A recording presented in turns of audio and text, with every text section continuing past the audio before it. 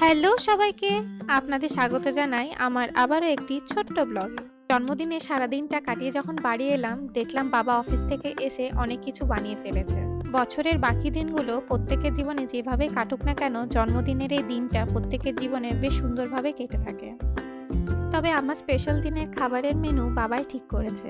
গ্যাসের একদিকে চেপে গেছে চানা মশলার কড়াই, গরম তেলে কালো জিরে ফোড়ন দিয়ে ডুমো ডুমো করে কেটে রাখা আলুগুলো দিয়ে লাল হওয়া পর্যন্ত ভেজে নেওয়া হলো। এরপরে দিয়ে দিলাম প্রথম থেকে বেটে রাখা আদা মশলা বাটা। কিছুক্ষণ কষে নেওয়ার পর দিয়ে দিলাম সেদ্ধ করে রাখা কাবলি চানা। সামান্য কিছুক্ষণ ফুটে এলে গরম মশলা দিয়ে নামিয়ে নিলাম আজকের আমাদের নিরামিষ কাবলি চানা মশলা। এরপরে গ্যাসে বসলো মাংসের হাঁড়ি। মাংসটা কিছুক্ষণ আগে কিছুটা পরিমাণ রসুন বাটা, আদা বাটা, লঙ্কা বাটা, হলুদ মশলা সমেত ম্যারিনেট করে রেখে দেওয়া হয়েছিল। এবার মাংস কষানো শুরু করা যাক। হাঁড়ির তেলটা গরম হয়ে এলে তাতে দিয়ে দিলাম কেটে রাখা মাংসের আলু। তবে জানেন তো কি, আমার মাংসের থেকে মাংসের আলু বেশি পছন্দের লিস্টে। এইবারের জন্মদিনে বড় ছোট সবার কাছ থেকে এত বেশি পরিমাণে ভালোবাসা, শুভেচ্ছা ও আশীর্বাদ পেয়েছি, মনটা খুব খুশি হয়ে যায় জানেন, যখন দেখি কিছুদিনের বানানো পরিবারের থেকে এত ভালোবাসা যখন আমি পাই।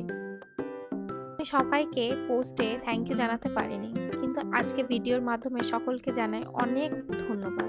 আপনারা আমার দিনটাকে আরো বেশি স্পেশাল করে দিয়েছিলেন। আপনারা এভাবে সঙ্গে থাকুন, পাশে থাকুন, এটাই আমি চাইবো। মোটামুটি মাংসের জন্য কেটে রাখা পেঁয়াজটা হালকা বাদামি রঙের হয়ে এসেছে। এবার আস্তে আস্তে ম্যারিনেট করে রাখা মাংস হাঁড়িতে দিয়ে দেব।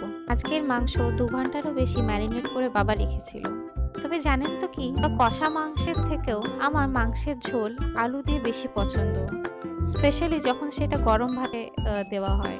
তবে আপনারা মাটনের কোন রান্নাটা খেতে বেশি ভালোবাসেন সেটা আমাকে কমেন্টে নিশ্চয়ই জানাবেন। চলুন, এদিকে মাটনটা কিছুটা সুন্দরভাবে কষানো হয়ে উঠেছে আর একটা দারুণ গন্ধ বাইরে বেরিয়েছে। কথা বলতে বলতে এদিকে আমার দাদা, বৌদি আর আমার ছোট্ট ভাইপো পোগো চলে এসেছে বাড়িতে। দাঁড়ান আপনাদের এদিকটাও দেখাই। তবে কাজ এখনো শেষ হয়ে ওঠেনি। একদিকে চলছে ফ্রাইড রাইস তৈরির প্রস্তুতি, অন্যদিকে হচ্ছে গরম তেলে রাধা পল্লবী। এই বছর ভাবলাম একটু অন্যরকম করে জন্মদিনে কেক কাটবো, তাই বাবাকে বললাম মিঠাই থেকে ক্ষীরের এই সন্দেশটা নিয়ে আসতে। কি চমৎকার দেখতে দেখুন। আর এইদিকে আমার দাদা, বৌদি এই সুন্দর মতন একটা কেক নিয়ে হাজির। বেশ সুন্দরভাবে ছোট করে জন্মদিনটা সেলিব্রেট হয়েছে, কিন্তু আমার মনোমতো হয়েছে জানেন। আমি এত পার্টি করতে ভালোবাসি না, কিন্তু এই ছোট ছোট গ্যাদারিংস গুলো আমার মনে অনেক বেশি আনন্দ দেয়। এবারে জন্মদিনের কেকটা কেটে নিয়ে চলুন। আজকের দিনটা তাহলে শেষ হলো এখানে। তবে আপনারা আমাকে জানাতে ভুলবেন না আমার ব্লগগুলো দেখে আপনাদের কেমন লাগে। যদি আমার ব্লগগুলি আপনাদের দেখে ভালো লেগে থাকে, তাহলে আমার ব্লগগুলিতে একটি করে লাইক, কমেন্ট ও সাবস্ক্রাইব করে দেবেন।